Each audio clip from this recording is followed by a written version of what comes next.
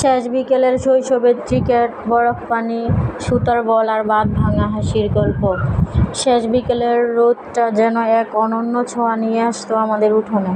চারদিকে ছায়া লম্বা হতো, আর সেই সময়টাতেই আমরা তৈরি হতাম আমাদের প্রাণের খেলায় নামতে। ক্রিকেট মাঠ ছিল না, ছিল কাঁচা ছাদের উঠোন, ব্যাট তৈরি করতে পুরনো খাটের কাঠ দিয়ে।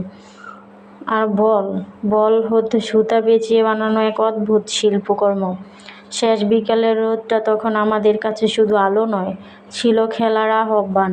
পাখির ডাক, গাছে গাছে ঝিরঝির বাতাস, আর মাটিতে ছায়ার নাচের মধ্য দিয়ে শুরু হতো আমাদের ছোট্ট ক্রিকেট বিশ্বের আয়োজন। মাঠ না থাকলেও অভাব ছিল না কল্পনার। ছাদের উঠোন, কাঁচা রাস্তাঘাট কিংবা পুকুর পাড় সবই ছিল খেলার উপযোগী, শুধু ইচ্ছা আর সঙ্গী দরকার। সুতার বল আমাদের স্বপ্নের গোলক। যেখানে ক্রিকেট বল কেনা বিলাসিতা, সেখানে আমরা নিজেরাই বল তৈরি করতাম। পুরনো সুতা, ছেঁড়া জামার টুকরো কিংবা রুমাল পেঁচিয়ে বানানো হতো বল।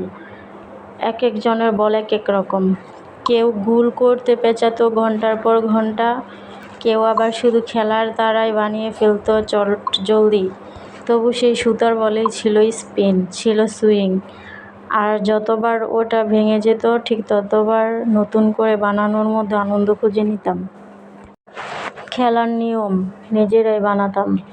আমাদের খেলায় ছিল না আম্পায়ার, ছিল না রিভিউ, কিন্তু ছিল একরাশ সৎমনের খেলা।